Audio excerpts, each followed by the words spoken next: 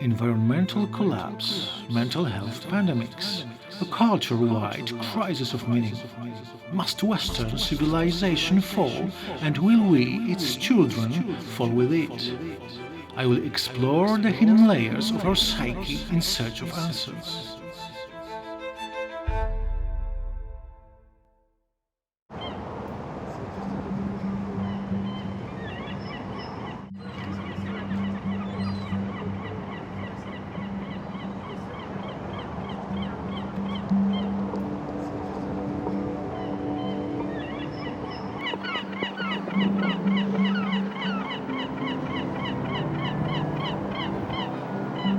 I'm standing over New Bedford's waterfront, which in the mid-19th century was the whaling capital of the world.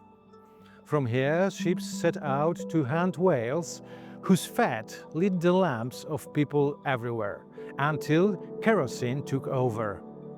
It was here that Herman Melville found his inspiration for Moby-Dick, the ultimate Western story about navigation, not just across oceans, but through life itself. The novel's protagonist, Captain Ahab, famously has a meltdown and throws his navigation tools overboard: sextants, chronometers, charts. The 1800s version of Google Maps. How do we navigate in a world flooded with fake news and endless ways to distract and drain us? Can we trust something within us called intuition?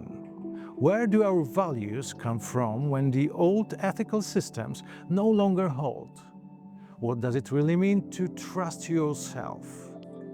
Melville's Moby-Dick is, in the end, the story of a man who tossed out his GPS and decided to trust his gut. Spoiler, it didn't go well.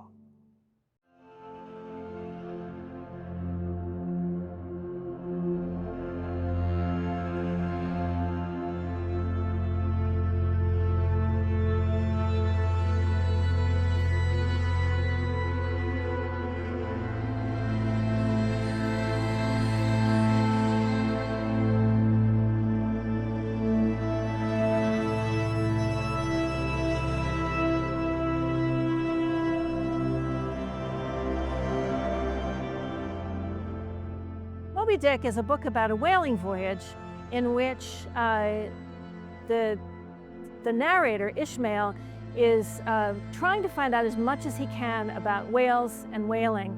His captain is trying to find one particular whale, Moby-Dick, to wreak vengeance upon the creature who sheared off his leg.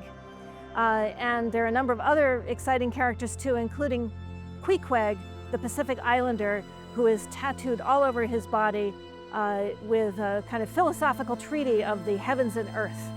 Queequeg's quest for knowledge is everyone's quest. And it starts at the most practical place. How do you manage a boat like this? How do you relate to the wind? How do you imagine how to chase a whale?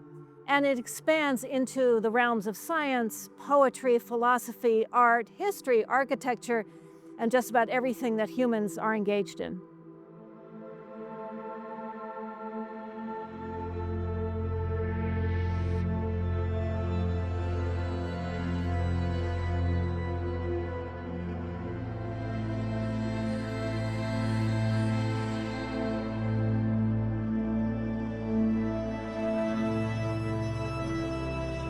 The whale hunt takes up most of the book, but comes to an extraordinarily dramatic climax at the end when they actually meet Moby-Dick and confront what they've been chasing for the whole rest of the book.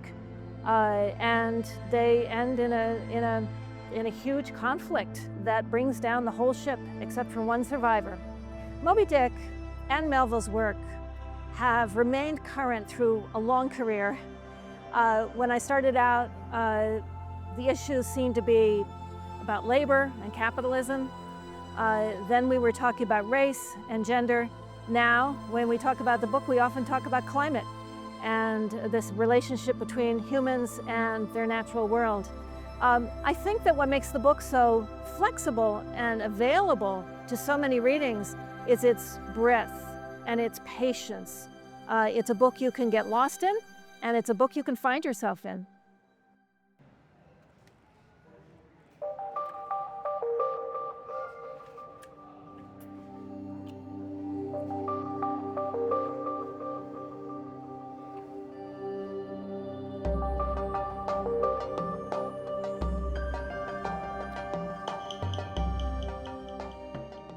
I'm standing in front of the Lagoda, which is a half-size model of a typical whaling ship from the 19th century.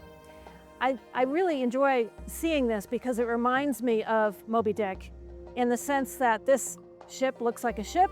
It's very simple with the sails, but if you look closely at the rigging, you realize what an elaborate structure there is for managing the sails. It's much more complicated than you might think when you just see a ship sailing by. And in that way, the book is also, it's not difficult to read, but filled with the complexities that we have in our own existence, the things that seem like the rigging that are sometimes hard to pull apart, but make everything sail smoothly. I think there's one thing that Melville does in the book, what I hear when I read it is the voice of a person talking. I think Melville would tell us, get out and talk to the people you know.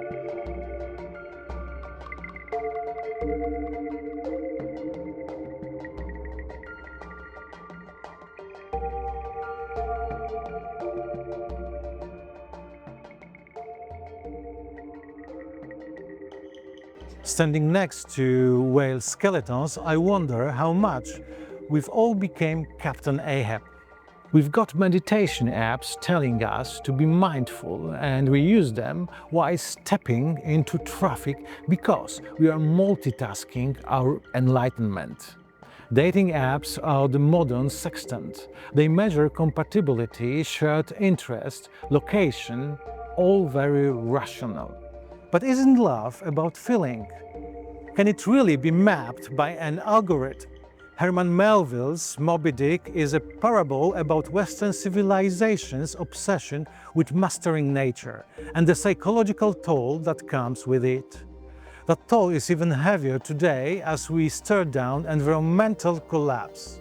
Can the same consciousness that built industrial whaling and global capitalism recognize when the pursuit itself has become the trap?